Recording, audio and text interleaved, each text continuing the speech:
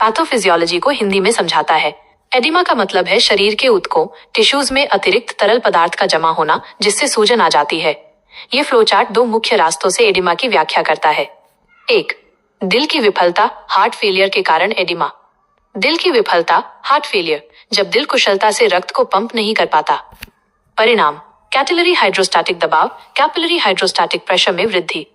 दिल की विफलता के कारण रक्त धमनियों आर्टरीज और शिराओं वेन्स में जमा होने लगता है जिससे केशिकाओं कैपिलरीज के भीतर दबाव बढ़ जाता है। ये बढ़ा हुआ दबाव तरल पदार्थ को केशिकाओं से बाहर ऊतकों में धकेलता है जिससे एडिमा होती है। गुर्दे में रक्त प्रवाह रीनल ब्लड फ्लो में कमी।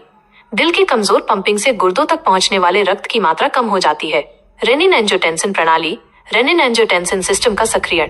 गुर्दे में रक्त प्रवाह कम होने पर शरीर इस प्रणाली को सक्रिय करता है। टेक्स्ट Na- जोड़ और टेक्स्ट H_2 टेक्स्ट O का प्रतिधारण रिटेंशन।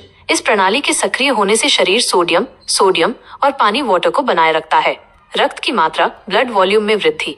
सोडियम और पानी के प्रतिधारण से रक्त की कुल मात्रा बढ़ जाती है। एडिमा बढ़ी हुई रक्त की मात्रा केशिकाओं में दबाव को और बढ़ा देती है जिससे तरल पदार्थ बाहर निकलता है और एडिमा होती है।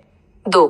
कुपोषण हेपाटिक संश्लेषण और nephrotic syndrome malnutrition hepatic synthesis nephrotic syndrome के कारण एडिमा। कुपोषण मैल न्यूट्रिशन यकृत संश्लेषण हेपाटिक सिंथेसिस और नेफ्रोटिक सिंड्रोम। कुपोषण प्रोटीन की कमी यकृत संश्लेषण में कमी। यकृत लिवर प्रोटीन विशेष रूप से एल्ब्यूमिन का उत्पादन करता है। यकृत रोग होने पर इसका संश्लेषण कम हो जाता है। नेफ्रोटिक सिंड्रोम गुर्दे की एक बीमारी जिसमें मूत्र के माध्यम से बहुत अधिक प्रोटीन का नुकसान होता है। परिणाम प्लाज्मा एल्ब्यूमिन में कमी।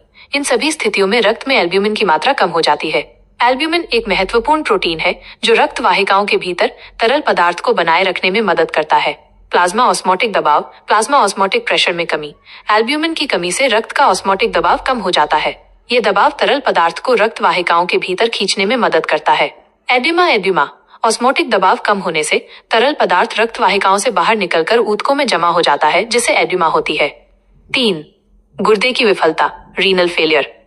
फ्लोचार्ट के अनुसार गुर्दे की विफलता रीनल फेलियर दोनों मार्गों से एडिमा का कारण बन सकती है। ये तब होती है जब गुर्दे ठीक से काम नहीं कर पाते हैं जिससे सोडियम और पानी का प्रतिधारण होता है जिससे रक्त की मात्रा बढ़ जाती है।